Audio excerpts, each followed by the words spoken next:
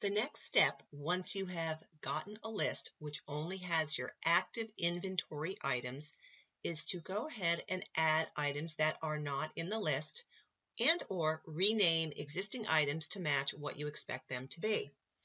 So at the bottom of each item ID list, I can click on Show Inactive and still see the items that are not active. When I've cleaned up my list entirely, I will generally uncheck this button so only my active items are listed here. When I look at these items, let's say I want to rename it. It's important to rename the item ID or the name that appears on your cut list before the item has been used in a project or in a design. If you try to change a name after it has been used in a design, you are going to get sorry, and what will occur is that you cannot change it unless you go ahead and delete the design or change the material that is on every design you may have used it in. I will show you a really fast way to do that later if there is an item that you want to change.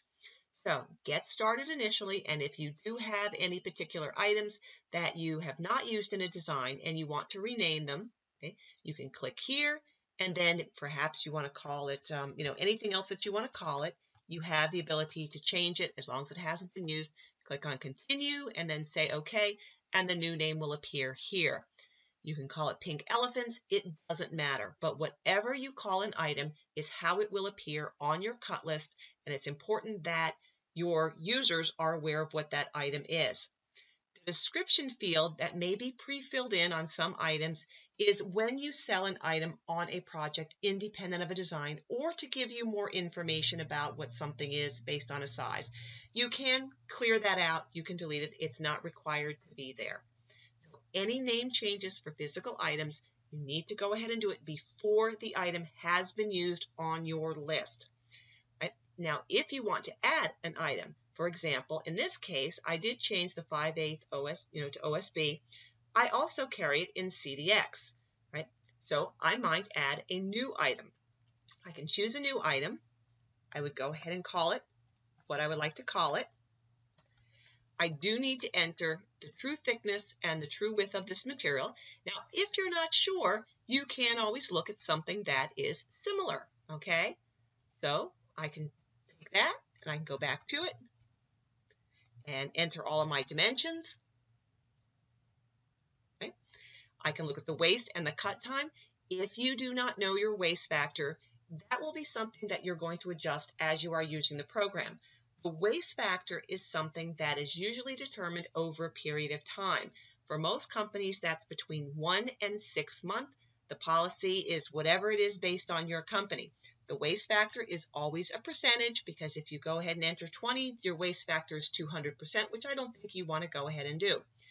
The cut times have all been tested out in real-world scenarios, and each cut time or install time will be listed down here what we're looking for. If you don't know, find something that's similar, and you can use that, and as we are using the program, these things can be tweaked. Okay? The next thing, when you add your own item, the unit of measure is always level A as used by Crate Pro. I will do another video on determining different units of measure. Because this is plywood, it defaulted to by sheet. So that you know, the tracking level is always the buying level, okay? It's designed to make it simpler for you to enter your cost based on how you purchase it. However, the unit of measure in level A is what Crate Pro is going to use to calculate how much of the material that is needed for that particular item. So if we're going to track it by sheet, make sure the tracking level is 1. We will go into this in more detail later.